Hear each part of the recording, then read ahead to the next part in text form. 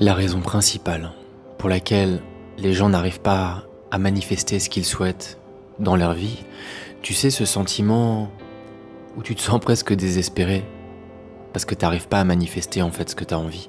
Tu es en train de te dire, en fait ça va jamais arriver. Ouais, ce sentiment de désespoir à l'intérieur. Et je le comprends parce que je l'ai connu et je pense qu'on est tous passés par là à un moment donné. Et je vais essayer de partager avec toi les différentes étapes qui me semblent cruciales et je vais aussi te partager pourquoi je pense les gens n'arrivent pas en fait à aboutir à la manifestation de ce qu'ils ont envie. C'est assez simple. D'ailleurs, je vais commencer par ça. La raison principale pour laquelle on n'arrive pas à manifester ce qu'on a envie, c'est parce que les pratiques qu'on met en place par rapport à la loi de l'attraction, les pratiques qui ont pour but de nous aider à reprendre le contrôle de notre mental, de nos pensées et de nos émotions, ces pratiques-là, on les maintient juste à quelques moments de la journée. Le matin, le soir, peut-être dans la journée. Mais non, ça suffit pas. N'oublie pas que ta manifestation, ta réalité physique, c'est l'expression et le miroir direct de toute l'énergie de ton subconscient. Tout ce que ton subconscient est, c'est exactement ce que va être ta réalité physique. Donc si tu pratiques 5% de la journée, les 95% restants, ça va être ton ancien conditionnement. Alors, on ne peut pas espérer autre chose en termes de réalité physique que ces 95%-là, puisqu'ils sont prédominants dans notre subconscient. Ma manifestation physique est le reflet de qui moi je suis, d'un point de vue énergétique. Énergétique, ça veut dire en termes de ressenti. Si je suis une personne qui est triste et qui me sent pauvre, alors mon énergie, c'est la tristesse et c'est le manque. Et la vie, alors, la vie, elle est impartiale. La loi de l'univers, elle est impartiale, elle s'en fout. Elle fait que nous donner ce que nous, on exprime. La vie ne nous donne pas ce qu'on lui demande. La vie nous donne ce que nous lui donnons. Donc si ce que je lui donne, c'est de la tristesse et du manque, mon ressenti intérieur, mon énergie intérieure, alors la vie n'a pas le choix que de faire écho et de me redonner des situations qui vont me procurer le même ressenti énergétique, de la tristesse et du manque, c'est tout.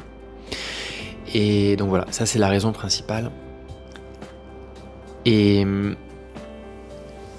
les pratiques qu'on met en place pour pouvoir ressentir ce que l'on a envie de ressentir, si tu as envie de plus d'argent, il y a de grandes chances que ce que tu recherches, c'est de la liberté intérieure et de l'abondance intérieure.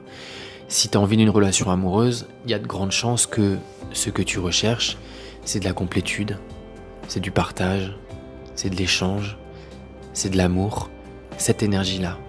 Mais cette énergie-là, tu dois l'être au préalable pour que la vie puisse te le redonner en termes de manifestation physique. Tu ne peux pas recevoir ce que tu n'es pas déjà maintenant. Et un indicateur qui est assez simple, c'est le suivant. Tant que tu as envie de quelque chose, que tu ressens, tu sais, cette espèce de « Ah, quand je l'aurai, j'irai mieux », c'est que ta pratique n'est pas encore aboutie. Ta pratique doit atteindre un point où intérieurement tu te dis « Je me sens tellement bien que j'ai même plus besoin en fait de la manifestation physique ». Et là tu es peut-être en train de te dire « Oui mais Olivier, moi j'en ai envie physiquement ». Tu entends ce « moi j'en ai envie », ce « moi j'en ai envie », c'est le miroir de ton manque. Et pour l'instant, la vie n'aura pas le choix que de te donner cette énergie-là, le manque. C'est bien en fait que tu puisses ressentir énergétiquement d'abord ce que tu ressentiras quand ton désir sera réalisé. Pourquoi ? Parce que tu verras qu'il y a des désirs, en les ressentant au préalable à l'intérieur avant de les réaliser, tu te rendras compte que tu n'en as pas vraiment envie. Tu te diras « Oh, en fin de compte, j'ai pas besoin de traverser le globe 10 fois, J'ai déjà fait l'expérience énergétiquement, j'en veux pas en fait. Du coup, tu vas tracer une autoroute vers les désirs qui correspondent vraiment à ta raison d'être. Et quand ceux-là, tu les auras ciblés, ces désirs-là, tu les cibleras quand tu en auras fait l'expérience en termes de ressenti par rapport à ce désir réalisé. Là, tu te diras, ah ouais, ça j'ai envie de le vivre, parce que même si c'est déjà réalisé énergétiquement à l'intérieur de moi, ce désir-là, ça me fait tellement vibrer et pétiller que j'en ai encore envie. Et là, tu auras vraiment défini tes désirs en fait. Ensuite, en termes de pratique, déjà tu dois savoir ce que tu as envie. C'est la première chose. Quels sont tes désirs? La deuxième chose, tu dois savoir ce que tu ressentiras énergétiquement lorsque ton désir sera réalisé. C'est la deuxième chose. La troisième, tu dois mettre en place une pratique qui va te permettre de te souvenir tout le temps de ce ressenti intérieur, à l'image de ton désir réalisé. Et tu dois le ressentir du matin quand tu te réveilles, au soir quand tu t'endors. Ensuite, tu dois pouvoir persévérer intérieurement. Tu dois pouvoir persévérer dans ta pratique, surtout quand ça ne va pas. Quand tu te sens déprimé, quand tu te sens pas bien, quand tu as envie de tout lâcher. Mais il ne faut pas te faire violence. Il ne faut pas te faire violence. Il ne faut surtout pas que tu culpabilises si tu penses que tu n'avances pas.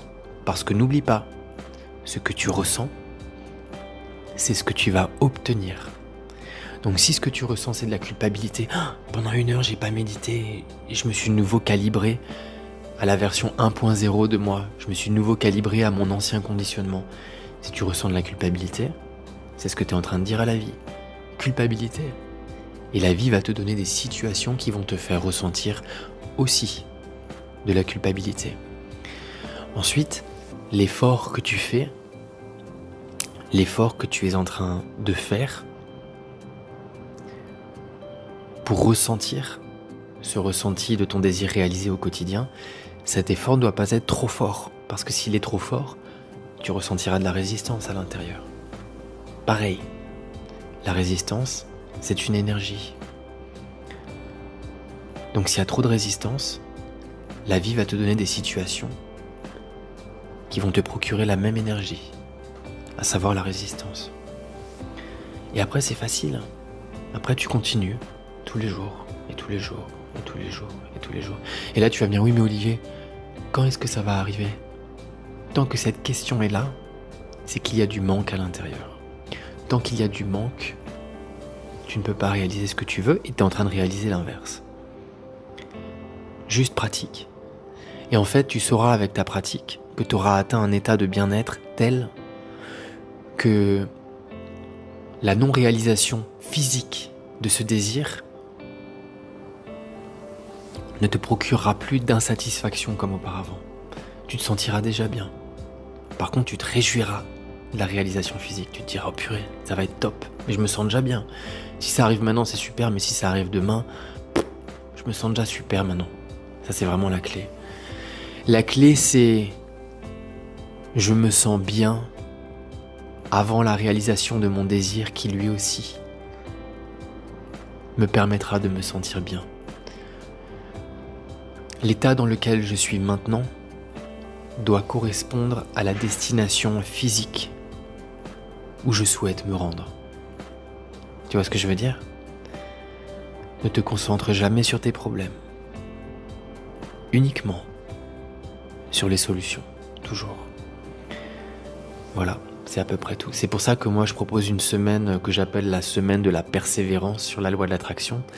C'est parce qu'en fait, c'est un travail qu'on peut faire en communauté, que de pas se lâcher en fait, et de persévérer, de persévérer, de persévérer, mais de persévérer avec bienveillance et pas avec résistance. Voilà. Mais essaye là tout de suite, quand je te parle et que tu m'écoutes. Bon, en tout cas, je t'envoie plein d'amour et je te souhaite beaucoup de courage.